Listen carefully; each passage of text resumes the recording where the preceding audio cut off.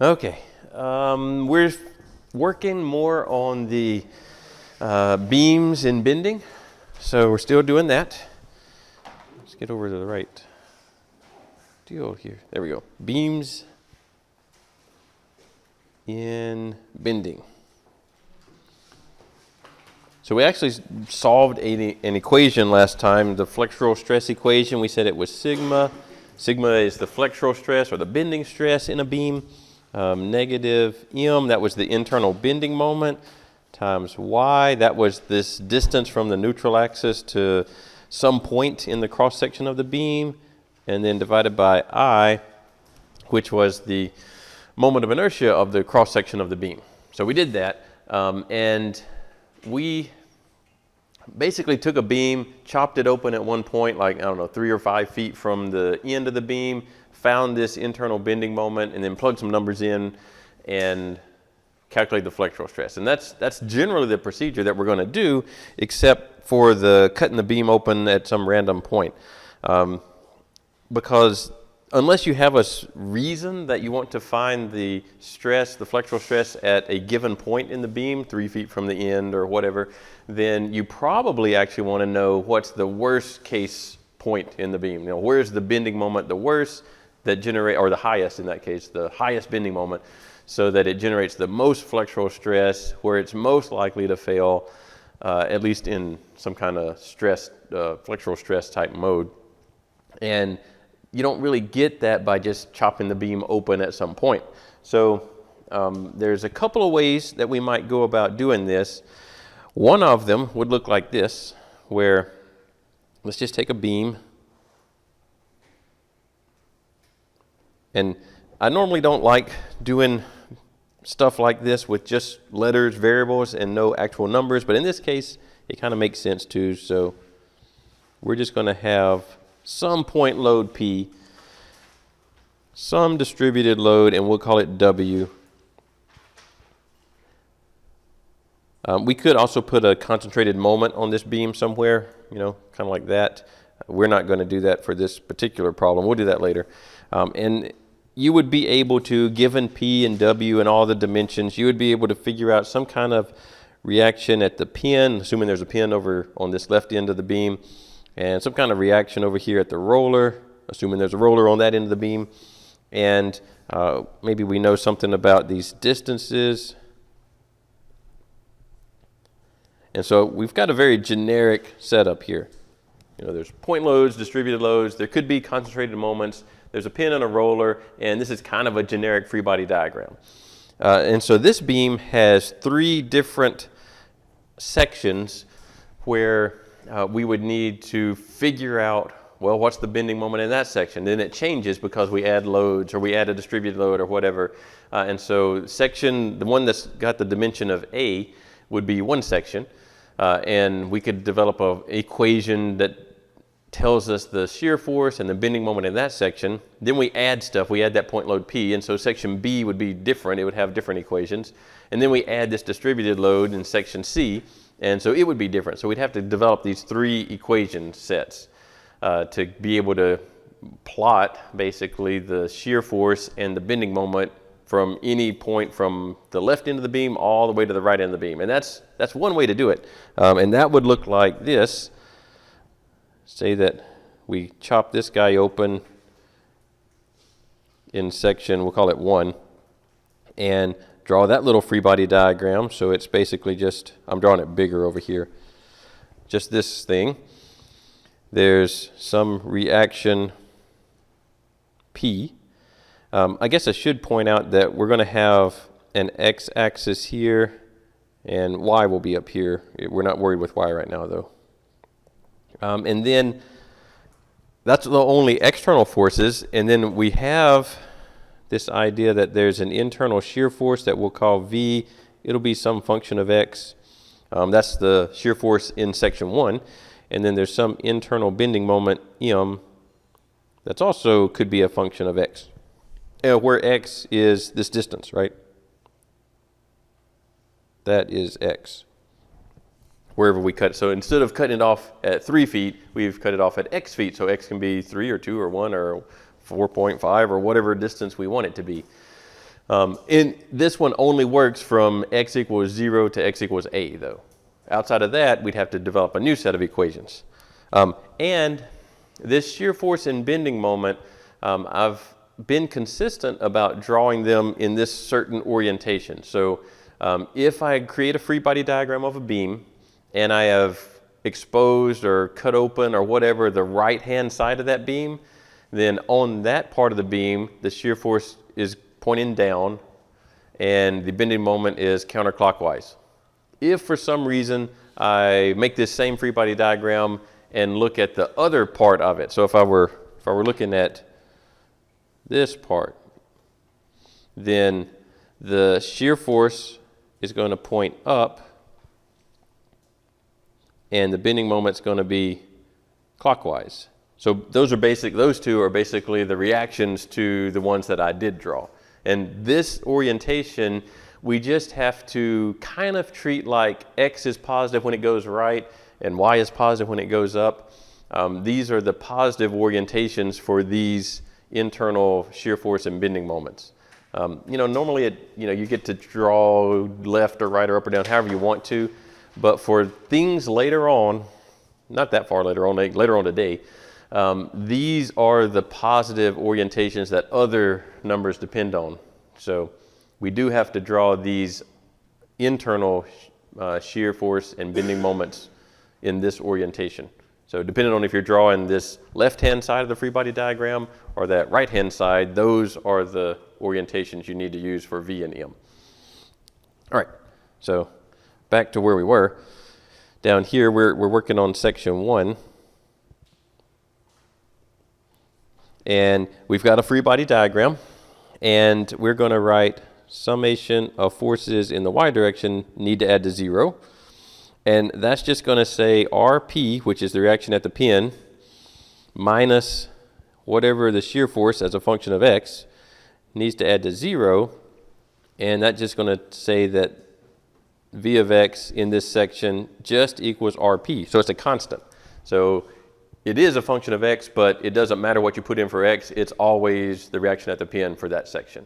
So there are going to be problems not on the exam, but in web work that have you develop these equations. So you'll need to develop the actual equation for what is the equation for the shear force in section 1 and section 2 and section 3 or whatever they name them. On the exam, a problem like this would show up more like what we did last time, where you got a beam and you're trying to find the bending moment or the flexural stress at a given point in the beam. So you chop it open and do the same kind of thing. To get the bending moment, summation of moments, and I usually do the moments about the cut, but you could do them anywhere you wanted to. As long as you do them about the cut, then that shear force doesn't show up in this equation, which is handy. So this would say that RP, so the reaction at the pin, times x. Remember, with bending moments, concentrated moments, you just put them in the equation as plus or minus. You don't multiply times any certain distance. They already have that into them. That bending moment is already some number of foot-pounds or inch-pounds or newton-meters, so you don't need to multiply by meters and feet again. The way I drew it, though, it's counter to what I said was positive in this equation, so it's going to be minus m of x equals 0, and that would tell me that the moment at any point in this little section is going to equal to this reaction at the pin times the distance x. So it really is a function of x. So that means the moment is a straight line, it's a linear line with a slope of RP and multiply times whatever distance you're at. As soon as I get to the end of section 1, distance A, these two equations don't apply anymore because I suddenly have added this point load P that is going to go into these equations. So what I would need to do is go in here, and create section 2 and draw a free body diagram for that.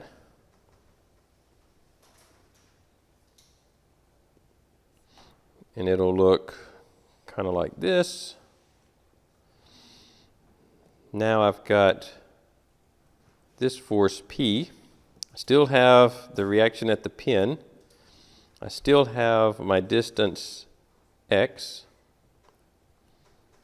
And I also have the internal shear here. You might want to separate that. That's V1 of x and V2 for section 2 or whatever. I'm just leaving them this way, not to have so many things cluttering up my equations. But the other thing I probably should write down that this distance here is A.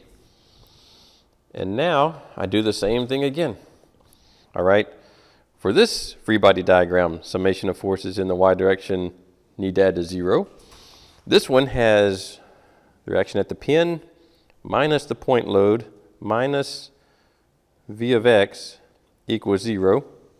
And then I rearrange it to solve for V of x equals the reaction at the pin minus P. So it's still a linear equation, but it's got another term in there, you know, P and RP. So it's a constant. It's not, doesn't change. The shear force in this section is a constant value. The moment equation, oops, click the button. This one would say RP times x, just like the previous one. V of x does not create a moment about this little cut area. P does create a moment. It is going around in a counterclockwise, which I said was negative for this equation. So minus P times, you know, this little moment arm right here. So that moment arm is going to be x minus A, right? So whatever distance x, but I have to subtract off that A value from section 1, and that'll be that little moment arm. And minus M. Those have to add to 0. So I solve that one. My moment equation is getting a little more complicated now. It says that moment of x equals RP times x again, but now I also have minus P times this x minus A. And these are all things you would know. X is just a variable. You would know P, you would know A, you would know the reaction at the pin. So most of it's stuff that you could plug in. I've just left it generic for this purpose. Then the last section, that would be able, now we have two sets of equations. We could graph them if we wanted to, or plot them and have pictures of the shear force and bending moment from the left end up to where the distributed load starts. But then we need a separate one for section 3. And it would work, you know, the same way.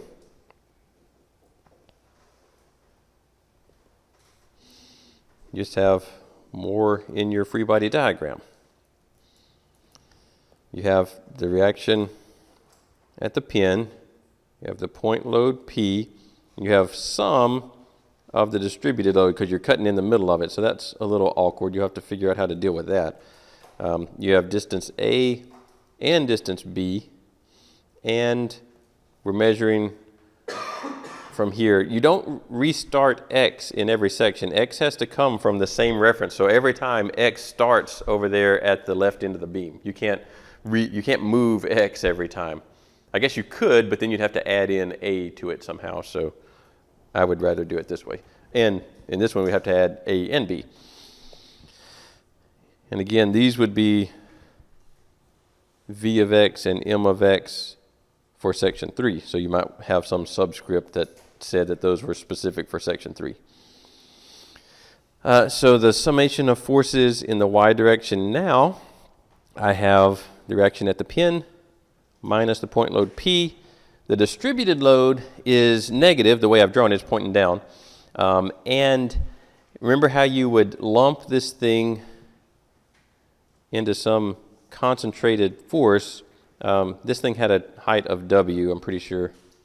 Yeah, kind of like weight or something. So I would lump that by taking W, multiplying times that distance, which is x, let's do this, x minus A plus B. Got too many parentheses, I think. Right? So it's getting more complicated. Minus V of X needs to add to 0. So this would say V as a function of X would equal the reaction at the pin minus P minus this distributed load times X minus the combination of A and B. Again, it's not as complicated because you know what A is, you know what B is, you know what W, P, RP, so it's not as many variables as it looks like since we've parameterized everything. But you could still get an equation. Now this one is not, this one does have this slope, W is a constant slope. Well, the way I drew it, I suppose you could have any shape distributed load you wanted to. You know, you could have a parabola or a part of an ellipse or an evenly distributed one or a linearly increasing one or whatever. We're only going to deal in the course, we're only going to deal with evenly distributed loads. So like these we drew. Yeah? That probably what you just said, but like the right side of these things. But the purple dot thing, what that line right there? That is W times X minus A plus B. That's how I would lump, you know, if it was a distributed load, I would take W and multiply times how wide it is. And so in this case, I don't know how wide it is because I've chopped it some random point where I drew that line, whatever. And I could draw that section 3 line at any point in the distributed load, so I don't really know where it is. I just know that it's X feet from the left end of the beam, except if I put X in there, you know, if I put W times X, then it would be like the distributed load is distributed all the way to the left end of the beam. And it's not that way. So I did X and I subtracted off A plus B because I know it starts right here. And so I have to subtract A plus B from whatever I've got plugged in for X at the time when I solve this equation. So X might be, 8, and A might be 3, and B might be 2. So I would be able to do 8 minus 5, and that would give me this distance being 3, or whatever. If I don't know, whatever numbers you end up putting in there. But that's what this part is doing, is that's basically telling me how much of the distributed load am I looking at that point in time, or that point in place where X is. And again, you would actually have numbers for all of these things instead of variables.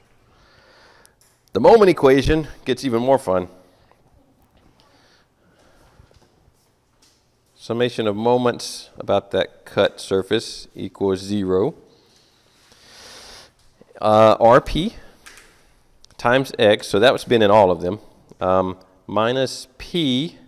P's moment arm is actually the same as it was before, X minus A, right?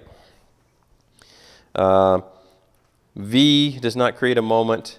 The distributed load does create a moment. It's just very strange. So the distributed load lumped together is what we just talked about, W times X minus A plus B. But I have to, that's the lumped, that's the purple arrow. I have to multiply that times its moment arm, which is half of the little yellow highlighted base there. So I have to multiply this times basically X A minus A plus B, but only half of that. So it ends up like that. Minus M of X equals 0. So you can simplify that a little bit, I suppose. You could say M of X equals the reaction at the pin times X minus P times X minus A minus W times, these two numerators are the same, so I could do X minus A plus B squared, and then I have to divide by 2 somewhere in there. And so it starts to get, kind of non-linear. I've got this, this X squared term in there, minus A plus B also squared. But now I've got a moment diagram that's curved, right? So it's, instead of being a straight line, it has got a curved shape to it. And it could be even more curved depending on what W is. If W is also a function of X, then I have W being a function of X times X squared in there, so it gets into this, you know, multiple order shape in the moment diagram. And this would all work. Again, we're only going to deal with evenly distributed loads in the course, so this is as complicated as it would get. W will be a constant. It's not going to have a function. W is not going to be a function of some other numbers. I don't know what that's doing. Get that out of the way. So this is one way. With these 6 equations, m of x, v of x, 3 different times, 1 m and 1 v for each section, you could completely plug in all the p, a, b, c, w reactions, all that stuff, and plot the shear force and bending moment anywhere in the beam. This method certainly works, but you can see we spent, I don't know, 25 minutes on this little tiny beam developing those equations, and we haven't even done anything with them yet. So that may not be the best approach. What this would be good for is if you're given a beam like this and you're given an exact location.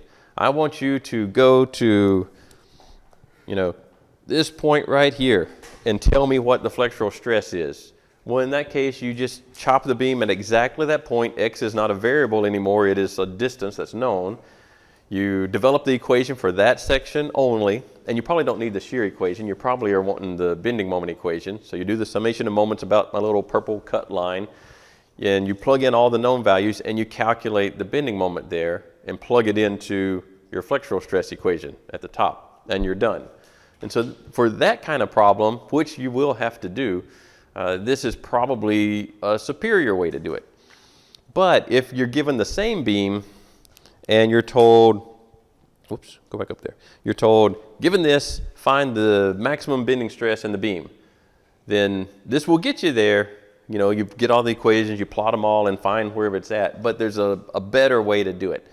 And so that's what we're going to look at now is better way for this kind of approach.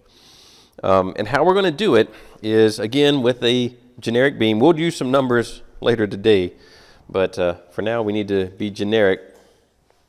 I'm going to do them a little bit different, though. Pin, roller. How I'm going to do them different is I'm going to show the point load going up. And I'm only doing that so that when I derive some equations later, they have positive numbers in them instead of negative numbers for P. And I'll put a distributed load across here, also going up. And I will put a concentrated moment. That's going to be W. This will be C, going clockwise. So I've got all the possible things that could happen to this beam. W could be some function, you know, some random function that's got a curved shape or whatever.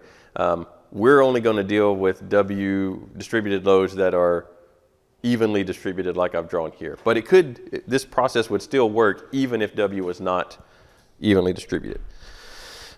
All right, so now I've got my generic beam. I'm going to take a little slice of it and make the slice super tiny so it's a delta X, and I can make it, you know, get smaller and smaller as delta X goes to 0. And I'm going to draw that free body diagram. So I'm going to make it bigger so that we can see stuff on it.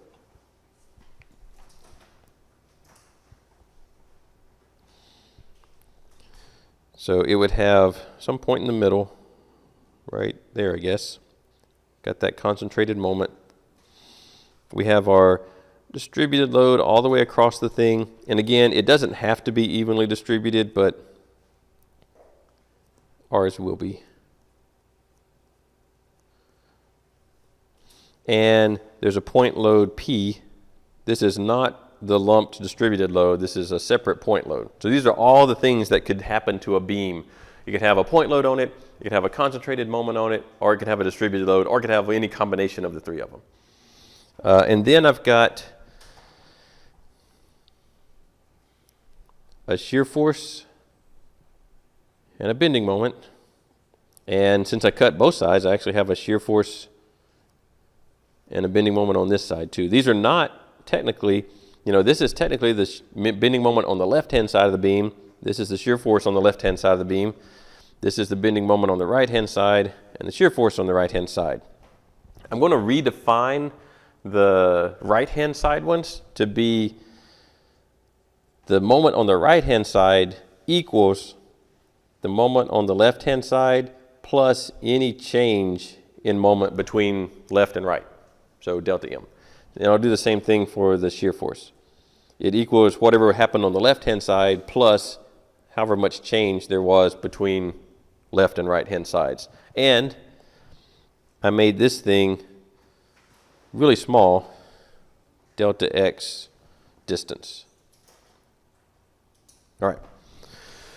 So this is the most generic little section of a beam in bending that we can deal with. It's got every possible thing that we're going to be concerned with. And if we can derive some rules for constructing shear force diagrams and bending moment diagrams from this generic beam, then they'll apply to any kind of scenario. So let's do kind of what we did last time, just a second ago anyway, and do summation of forces in Y, add to 0, because I know this little section is not moving up. All right, so this is a difference. It's not translating up and down. It might be moving up and down because of the beam flexing and actually deforming, sinking, sagging down. But this equation, summation of forces in Y, means it's not translating, like it's not accelerating up and down or anything like that. The whole thing's not moving the beam up and down. The little piece might actually move down a little bit if it's bending, but that's a different type of thing. So this equation is true for what we're talking about. And I would say that VL goes up, so VL plus P. The moment on the left, moment on the right, they do not go into Y equations. C, the concentrated moment, does not go into a Y equation. They're not forces directed in a direction. They're bending moments. W also goes up. This is why I drew them going upwards, so I have plus signs in my equation. So this one would be plus W, and it has a base of delta X. And again, W could be a function of X, but for now that's not important. Minus the shear on the right-hand side, but I'm going to plug in this term. So minus VL plus delta V. And those are all the forces, right, in the Y direction. And a convenient thing happens, VL minus VL, so those go away. And then I end up with P plus W times delta X minus delta V equals 0. Probably makes most sense to solve this in terms of delta V. So delta V, so that's the change in shear, equals P plus distributed load times delta X. And again, W could be W as a function of X if we needed it to be. So now I've got a super generic equation that talks about the change in shear. So at another important part of this is at the very end of the beam, so wherever the end of the beam is. Shear is 0, so there's no shear force at the very, very, very end fibers of the beam. Now there might be something happen right at the beam where there's a pin, or a support or whatever that makes it look like it instantly shoots up to some value, but the very, very, very end, like the outermost atoms on the end of the beam, there's no shear. Because they would have nothing to shear against. They'd just be out there in space, so there's nothing for them to shear against. So with that in mind, that I start at 0, I now have an equation that describes the change in shear. So I know I start at 0, and then I can track how it changes. And so I'm going to set up a series of basically kind of algorithm type stuff, if-then things. And I'll just say that if P, let's just do the easy one. If P equals 0 and W equals 0, or W of X equals 0. In this case, that means that there's no point load and there's no distributed load. So I'm in a section of the beam, kind of like between RP and P there, where there's nothing. There's just a beam. We are ignoring the weight of the beam for this. If you had to take into account the weight of the beam, then it would just be a distributed load all the way across the beam. But for now, we're ignoring that. It is possible that the weight of the beam causes it to deform, but we're ignoring the weight of the beam right now. So if I'm in this section, I look at my equation, and it says that, well, delta V equals P is 0, W is 0, so it equals 0. So it says that there's no change in shear. So if I'm drawing a picture of the shear, then there's no change. Another way you could look at this, I suppose, if you wanted to, is delta V equals 0 plus 0 times delta X. And so delta V divided by delta X equals 0. Whoops. That would kind of tell me that there is delta V over delta X is the slope, right? The slope of the shear diagram at that point. If I'm drawing a picture of it, delta V is like delta Y over delta X. So that would be the slope of it. It has a horizontal slope.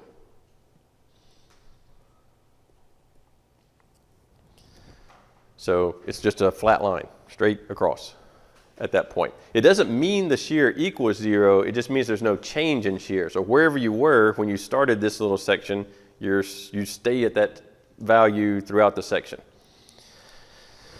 So what if this isn't true? What if P is not equal to 0? So now I'm thinking of a point in the beam where there is a concentrated point load, so directly under a point load. And I'm going to say that as delta X goes to 0, so I narrow in on that little slice of the beam directly underneath a point load. Then I look at my equation, and it says delta V equals, I'm sending delta X to 0, so that term gets really, really small. So it just equals P. So that looks like a step change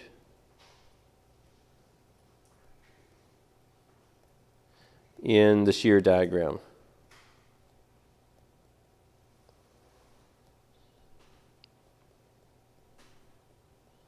So it either, whatever that point load is, if it's 500 pounds pushing down, then suddenly the shear steps down 500 pounds. Or if you're pulling up on it by some number, 20 newtons, then it shoots up 20 newtons. Let's see, what else could happen?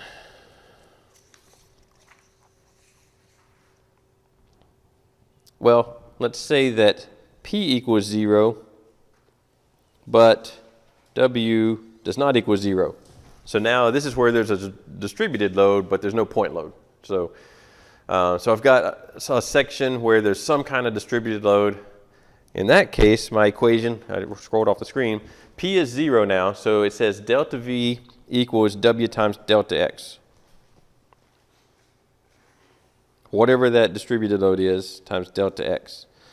So I could also, or I could write it this way, equals W, integral of W could be a function of X dx, which that is, remember this W is representing a distributed load. So this would be the area under the distributed load. It's really not an area. We could think of it that way. Area under distributed load.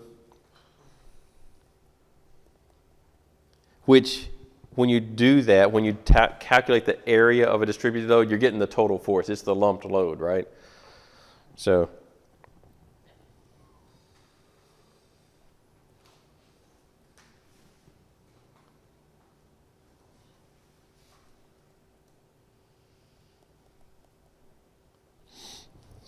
W times delta X, that's where you take the function that represents the distributed load, 200 pounds per foot or whatever, multiply by however many feet the distributed load is spread over, and you get the lumped load. So that's what that is.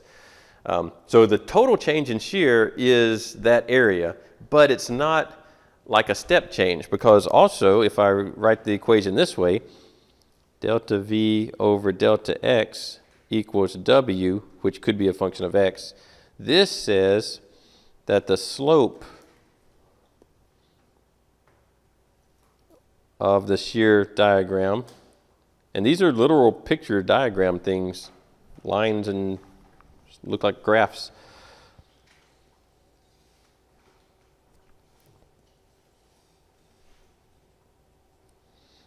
Is equal, and we'll say to the intensity, I guess would be a word. May not be the best word, but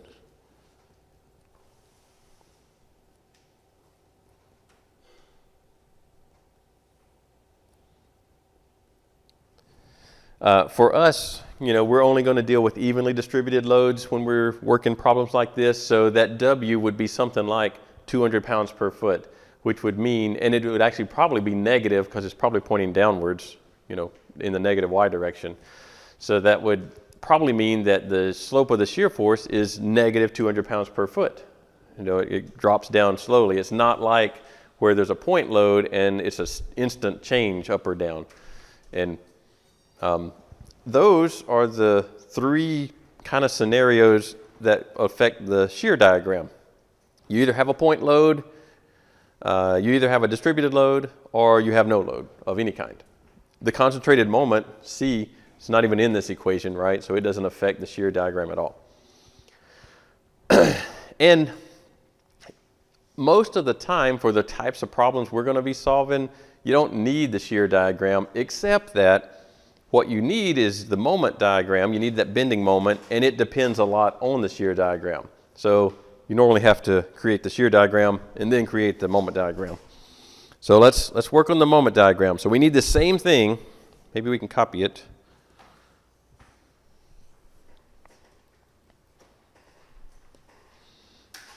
And we need to develop something that will be similar, but tell us about the moment diagram. All right.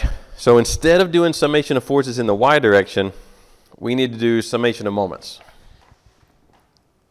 Summation of moments, we'll do them about point C so that it's at the center of this thing. You could do them on either end or wherever, but we'll do this middle. We'll say that clockwise is positive. And let's see what we get. P does not create a moment about the point C, so it goes out of our equation. The distributed load, if we're only dealing with evenly distributed loads, then they cancel one another out, right? I would have, this little section would have some lumped load, and this one would have a lumped load. They'd be the same magnitude, the same distance from the center C, and so one would go clockwise and one would go counterclockwise, and they'd cancel each other out. Even if that's not true, if I've got some, some function, whatever it is, then that function has a centroid somewhere. Let's say it's right here, and it has a lumped load that represents the entire force, and there's this tiny little distance right here that is less than half of delta x. So it's delta x divided by 2, and it's less than that probably. So the amount, as I send delta x smaller and smaller, as send delta x to 0, the other terms dominate this one. Even if there's some function, the craziest one you could think of would be something that's, very, very small on one side and accelerates off to the other side, and it puts the distributed load centroid somewhere over here. That's still less than delta x over 2 when I multiply times it, and it doesn't have a lot of area. So I'm going to say that the distributed load either is evenly distributed and perfectly cancels itself out, or it is so small, the effect of it being distributed, some on one side, some on the other side, is small compared to anything else going on, that I'm going to leave it out. So I'm going to erase a lot of this purple stuff because it's kind of confusing. So distributed load is not going to create any large effect on this summation of moments. There is the potential for some effect, but it's so small when I take W times delta X times less than delta X over 2. So I have a delta X squared divided by 2 at the best case, at the largest case. And so that is such a small term compared to anything else that I'm just going to ignore it. So I'm not going to put that in there. Not going to put P in there. I'm going to put ML though. So equals ML, the moment on the left-hand side, minus MR, which I'm going to combine into these two things.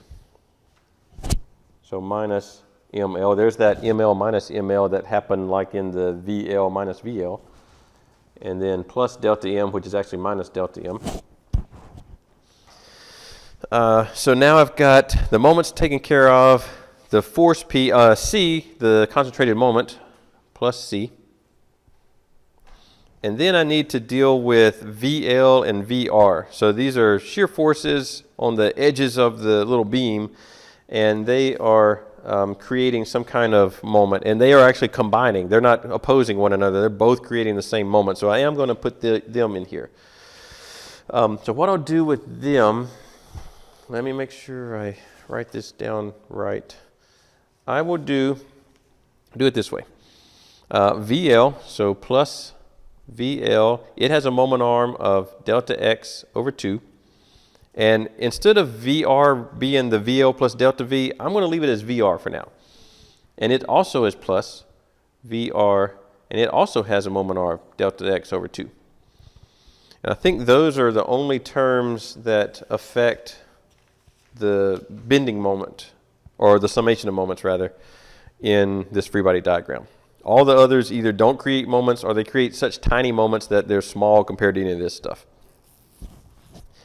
All right, so let's take care of that guy. So ML minus ML minus delta M, so minus delta M plus C, that's straightforward. And we got to deal with this stuff over here. So how I'm going to do this is I'm going to write it as plus VL times, I'll write it this way, delta X over 2 plus VR times delta X over 2. Have the common denominator there, so I'm going to lump these together into this. Let's move delta M to the other side of the equal sign so it's positive. C plus, this thing now is VL plus, or VL times, whoops.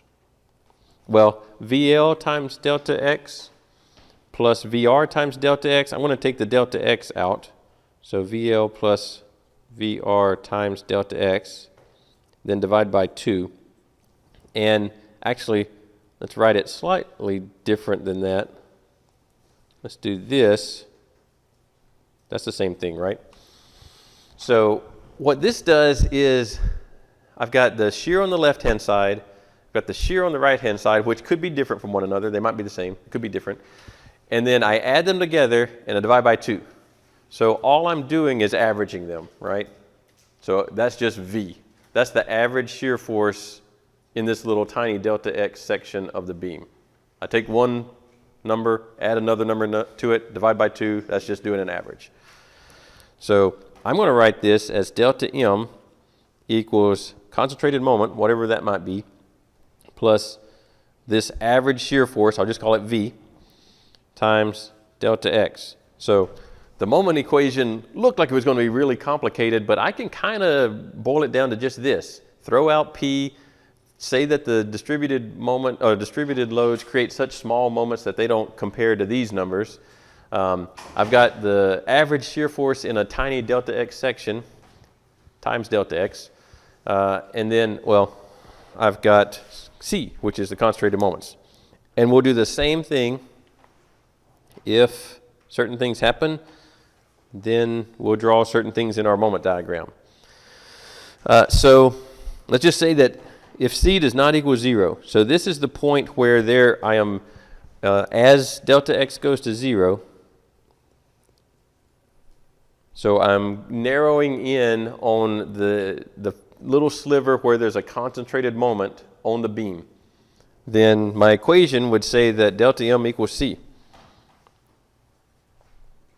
So this is the same as when delta V equaled P. There's a step change, but now we're talking about the moment diagram. So there's a step change in the moment diagram. Or the moment curve, whatever word you want to. I'll probably use diagram most of the time.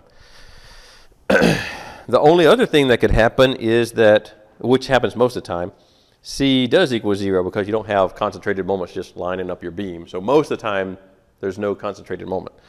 In this case, I have this scenario where delta M equals that shear force, which could be a function of X. You know, I've just kind of averaged it, but it could be a function of X, times delta X. Or I could write that as the integral of V, which could be a function of X, dx, and that is the area under the shear curve, or the shear diagram. These will hopefully be clearer once we actually draw the thing and you see what they look like. There will literally be a picture of the shear force, and if you take the area under the shear diagram, that's going to tell you the change in the moment. So basically you're getting the moment diagram by integrating the shear diagram. You're not literally going to have to integrate it the way we're going to do it, but it's effectively doing that. You also have the way to write this, delta M divided by delta X equals V, which could be a function of X. And that would tell us about the slope. Delta M over delta X is the slope. Slope of the moment diagram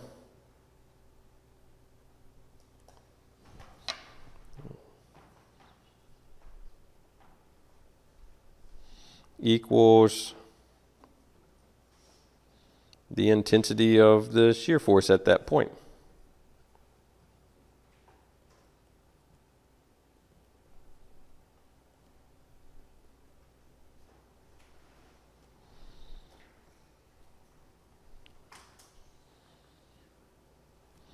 All right, and those are the only rules we need. Those are only two terms in this, is C and V. So those are the only two rules we need.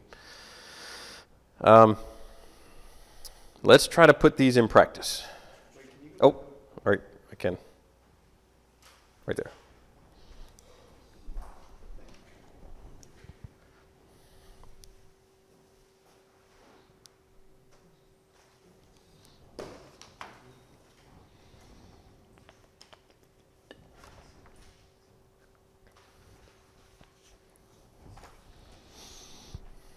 All right. Let's say we have a beam.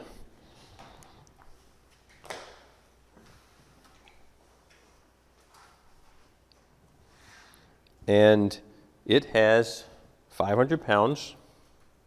Oh, 500 pounds. So that's a point load. It has a distributed load, evenly distributed, that is 200 pounds per foot. And let's make this a little bit longer so that my picture works out. It has a concentrated moment of 400 foot-pounds. These concentrated moments are, maybe kind of hard to visualize what created that, but there could be a beam that's bolted to the side of this beam that we're looking at, and that's twisting it. This is something that's trying to make the beam kind of make an S shape right there. So there could be something twisting on it, or attached. So there's something attached to it that we're not looking at that is wanting to twist the beam right there. And so kind of think about if you've ever changed a tire, you've got this lug wrench that you're twisting. Same effect could be happening here. There's probably not a lug wrench attached to the beam, but something like that is creating that same type of effect. We'll have a pin over here and a roller at the other end. We just call them the reaction at A, the reaction at B. And then we got a whole bunch of units, dimensions rather.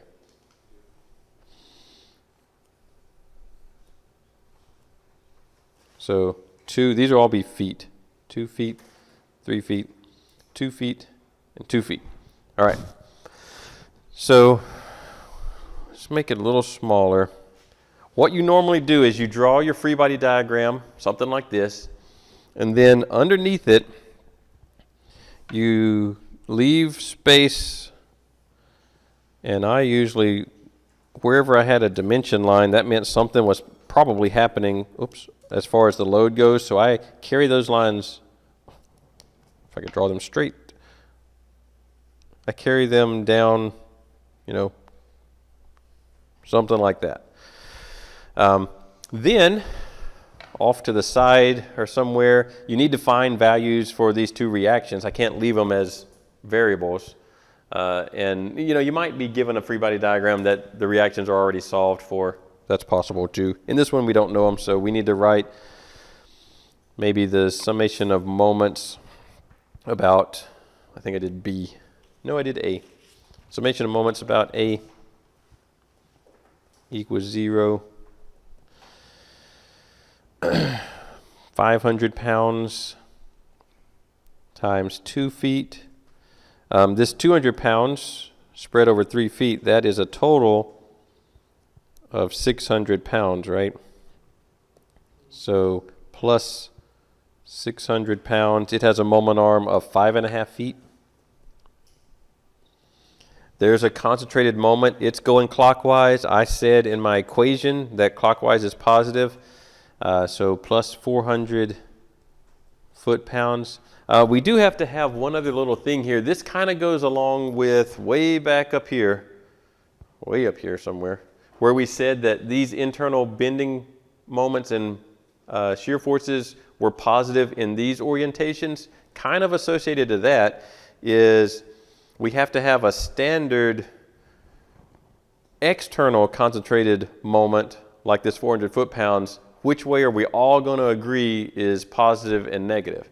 And so your book and web work and the exams, they all agree that an external concentrated moment that is clockwise will create a positive, so an upward step change in your moment diagram. So when it comes to that delta M equals C, if C is positive when the 400 foot-pounds is clockwise. So we might even add that on here.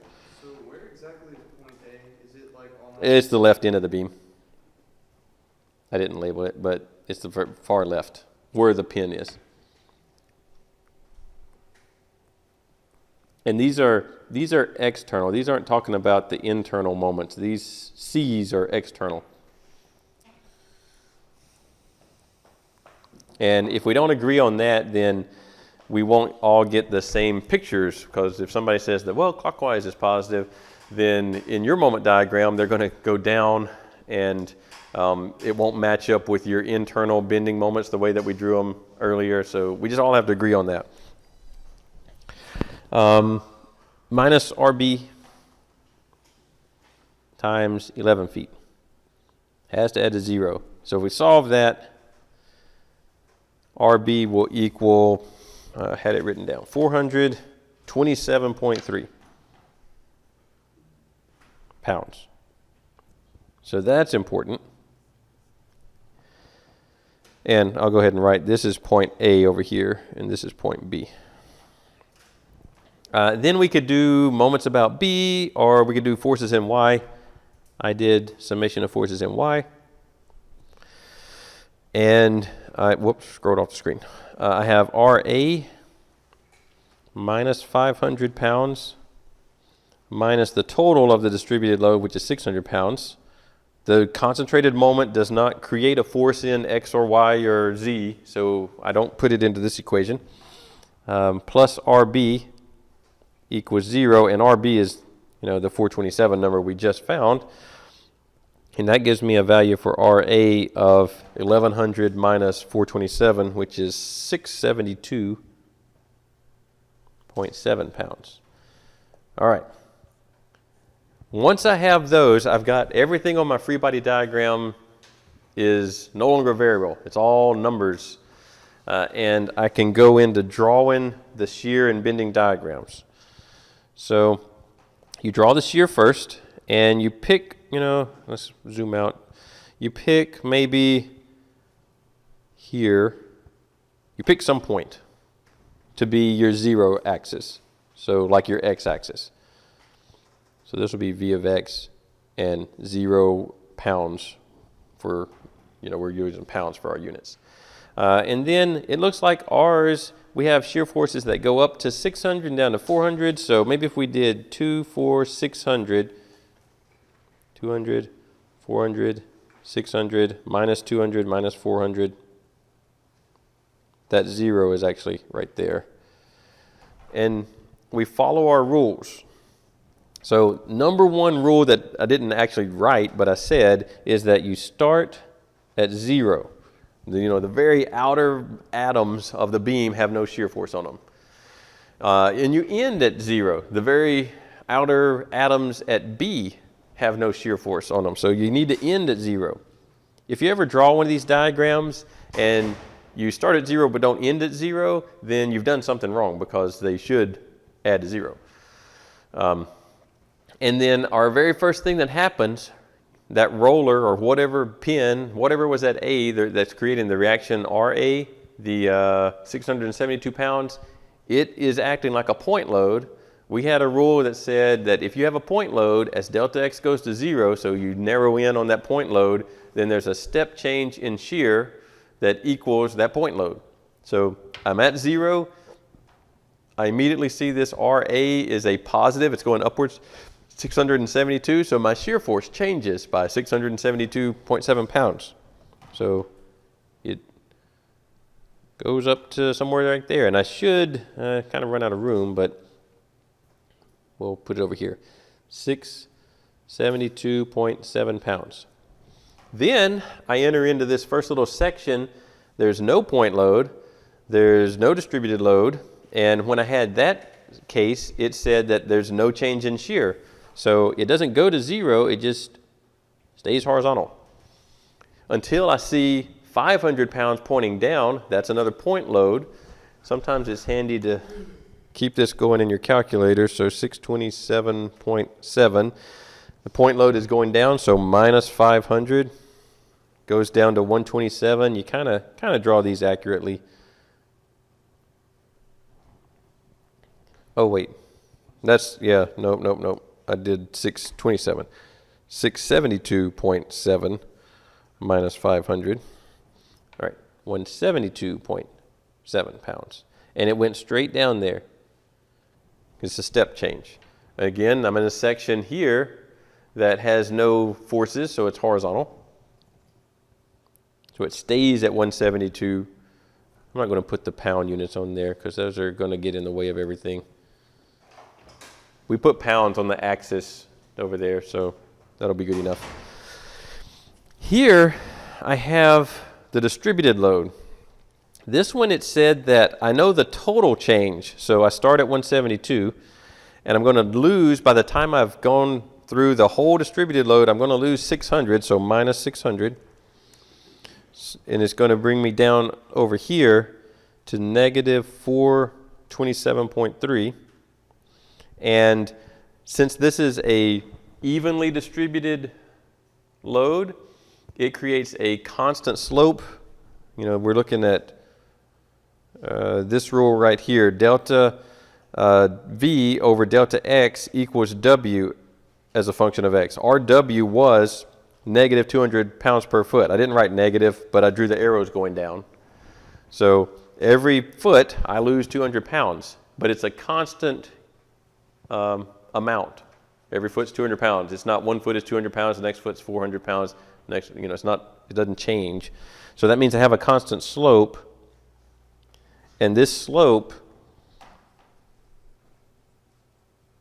equals negative 200 pounds per foot, which is the magnitude or intensity of the distributed load. And again, if you had a distributed load that had some function, then the slope would equal that function. So it could be changing, it could be not a straight line, it could be curved or whatever, kind of like what we'll have in the moment diagram. But I go down to negative 427. Then I enter a section that has nothing in it, so it's horizontal. This line is reminding me about that the concentrated moment Concentrated moments don't affect shear, so I pass by it and nothing changes. I get to point B where there is the reaction at B, which is positive 427.3. I'm at negative 427.3, so I go exactly to 0. And this gives me a picture of the shear at any point in the beam if I need it. So I know that there's a point in there where there's no shear, you know, kind of close to the middle, but not exactly the middle. It goes to 0. I also know that the worst case for the shear is in this very first section of the beam. I have 673 pounds of shear force in that first 2 feet. Everywhere else it's smaller. With shear, it doesn't matter if it's positive or negative. You know, shear is kind of, doesn't care if you're shearing one direction or the other. It's just a relative which way are the parts moving, or the pieces, I guess they would break. So it doesn't, if I somehow had a negative number that was bigger than the magnitude was bigger than 672, then it would be the worst case. But the worst case shear is in that first 2 feet of this beam. I also said that in general, most of the moment diagram is done by integrating this thing. So integrating a function is calculating the area under the curve. So what you do next is you go in and every one of these areas you calculate. So this one is 672.7 times, it has a base of 2 feet. Notice the units, 672.7 pounds times 2 feet. So this does come out in foot-pounds, which is what I expect to have for a bending moment. And it's 1345.4. Again, I'm going to leave the units off just because there's already so much stuff going on here, it's going to get cluttered. But those would be foot-pounds. The next little section, 172.7, it has a 2-foot base. So there's another 345, let's rewrite that, 345.4. Then I've got a tiny little triangle, so I've got to work on that. I need to know this, you know, that distance. So how to get that is, I know I started at 172.7, and I know the slope of that line is negative 200 pounds per foot. So if I just take the height, 172.7, divide by the slope, so divide by 200, that will tell me how many feet it took to get to 0. So for instance, if that height was 200, you know, it's close to 200, but if it was exactly 200 and the slope is negative 200 pounds per foot, then it took 1 foot to get to 0. I'm at 200, it takes 1 foot to lose 200, so I'm at 0. This one is 172.7, so it doesn't take a whole foot for this slope to get to where it crosses the 0 shear force line. This number is 0.864 feet. So now I can calculate this area would be, don't forget it's a triangle though, so that base times a height of 172.7, and then I do have to divide by 2 because it's a triangle. So 74.6 we'll use. I am rounding a little bit on these numbers. So the moment diagram has the same constraints that you start and end at 0 at the very outer fibers of the beam. But if I round a little bit, I may not get exactly 0. I could be off by a couple of foot-pounds or less. So don't be surprised if I don't get exactly 0. I should be close to 0 though. All right, now I need to integrate the bigger triangle. We'll put it up here. It has a negative area because it has a negative height. So 427.3 negative times, it has a base of 3 minus 0.864. And I do need to divide by 2. So it's 456 negative 456.4 foot-pounds. Then the next little area, I'm going to divide this one into 2, right? Because I will have to account for that concentrated moment between them. So this one, well, they actually both have the same area. They have 427.3 times 2, 854, negative 854.6, and this one would also have negative 854.6. So I've integrated the area under the curve. I calculated the area under this curve. Now I follow these two rules. If C equals 0, which is most all of the beam except for that one little point where the 400 foot-pounds is, so if C equals 0, then the change in shear is equal to the area under the shear curve. Change in moment. Change in the moment is equal to the area under the shear curve. And I have this information about the slope of the moment diagram having to do with the shear force too. So I go down below the shear diagram, maybe here, and do moment as a function of x. 0, the units will be foot-pounds for right there. It looks like I'm going to go up 1,300, go up another 300, go up another 75. So I'm going to max out, somewhere less than 2,000 or so. So let's say that I want maybe that point to be 2,000. So that would make right there 1,000, and right in there 500, right in there 1,500. I want to make them relatively to scale. You don't have to make them exactly to scale, but you want to make them relatively. It could go. It is possible that bending moments go negative, but we'll talk about that in a second after we create this. All right. So I start at 0. I want to end at 0. Hopefully I do. The first thing that happens is I have a constant shear, a constant positive shear, 672. So that means I have a constant positive slope in my moment diagram, and I have a total change from 0 to this area, 1345. So basically I find 1345, which is right in there. Oh, yeah, we'll write it in green. 0.4, and I have a constant slope. Constant slope because I have a constant shear. If I have a changing shear, then I have a changing slope. And we'll have that once we get to that those triangles. That'll be a changing shear. The next little section has a constant slope, but it's much smaller, right? It's 172. So I'm going to add to this 1345. I'm going to add, I don't have it in there, 1345.4. I'm going to add 345.4. So I'm adding that guy. That gets me up to 1690. So maybe I'm in here somewhere. 1690.8. Notice this one, the slope is constant, but it's not as steep because the shear in this section is not as big. And the shear is what determines the slope of these moment diagrams. Then I've got one more little section, that's going upwards. So I add on another plus 74.6. So I peak, and this one's not constant. It is a triangle, so I'm going to draw it kind of curved. You can't tell. You'll tell on the next section. And I peaked at 1765.4, and the units on that are foot-pounds.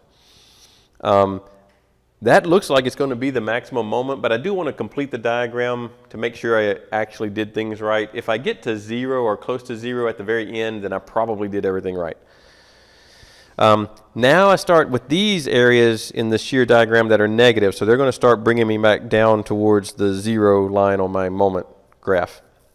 So I subtract off 456.4, gets me down to 1309, which looks like there was 1345, so it's, maybe right there. 1309. This one, the shear diagram is increasingly negative shear. So it starts at 0, which 0 slope is horizontal. So it starts horizontal, and then it gets increasingly negative, so it does that kind of shape. In general, shear moment. You have 3 shapes over here, right? You could have a shear diagram that increases and positive, decreases and positive, negative but increasing, that's the one that we just did, and negative but decreases. So in the moment diagram, this first one would start out with a horizontal slope because it starts at 0, and then it gets steeper and steeper. And then this one starts out as a slope of some kind, not horizontal, maybe even close to vertical, and it approaches and gets horizontal because it goes to 0 over here. This one is the one that we had, so this one creates something that starts horizontal and gets increasingly negative. And this one starts as some kind of slope, but it goes to horizontal. So it would look, oh, let's see. I think I did that one backwards, didn't I? Let me think. That one is positive. Yeah, that should look like that. This one should look like this. So these up here have generally positive slopes, so they're going upwards.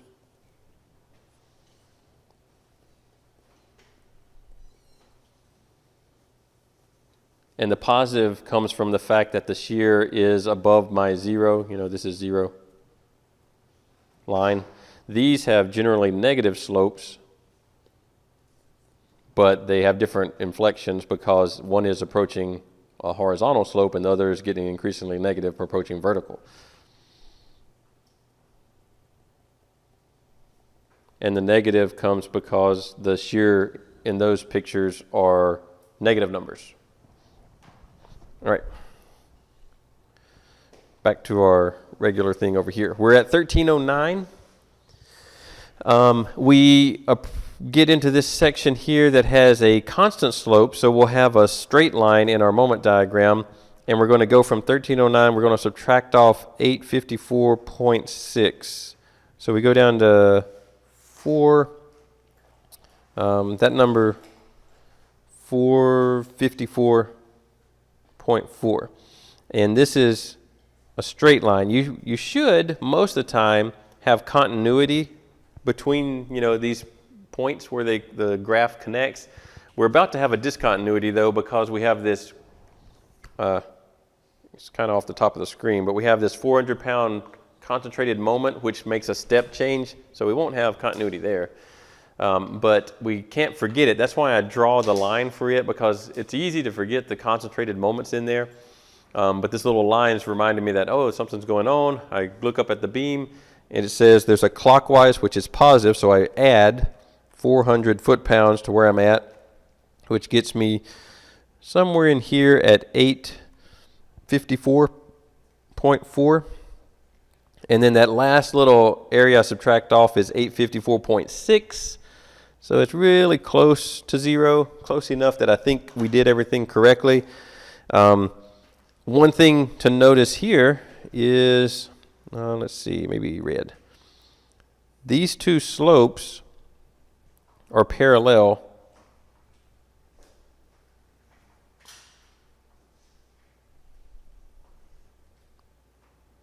You know, for this one and this one. And if you look in the shear diagram, it's because they're both negative 427.3.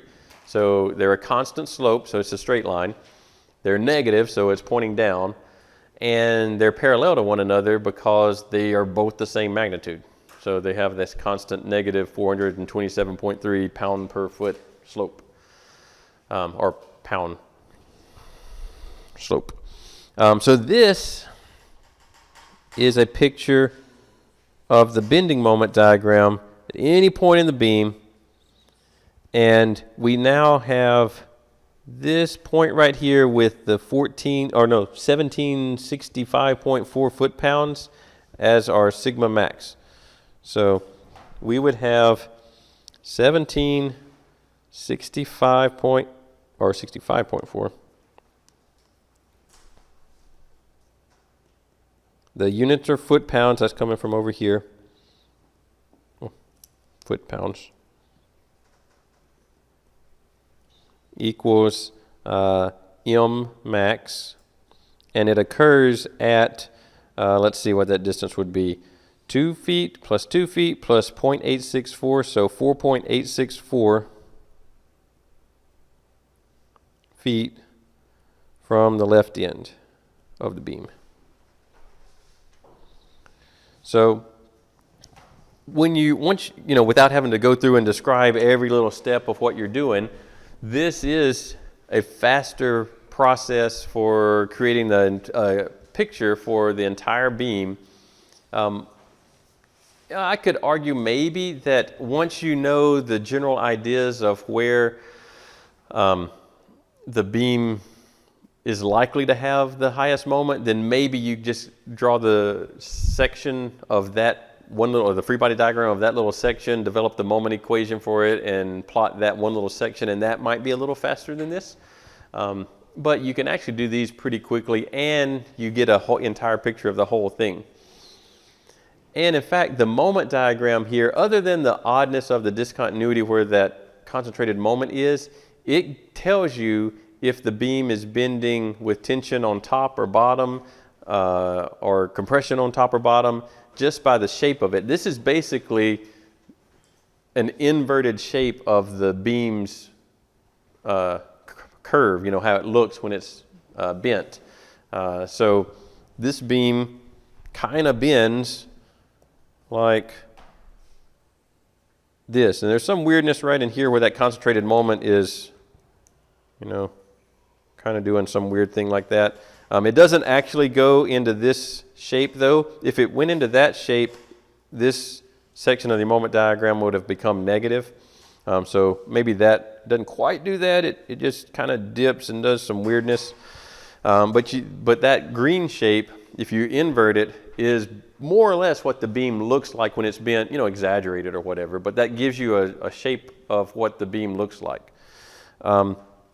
Also, one other bit of detail is that a positive internal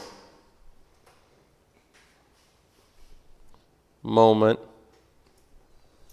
so positive, all of these numbers are positive, they're all above the, you know, zero line, so they're all positive, makes the beam bend with, like we showed it here, where there's tension on the bottom, compression on top.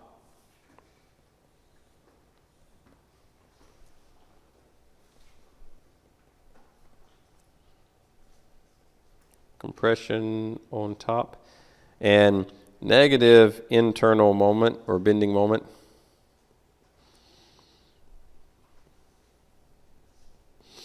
Equals compression on the top of the beam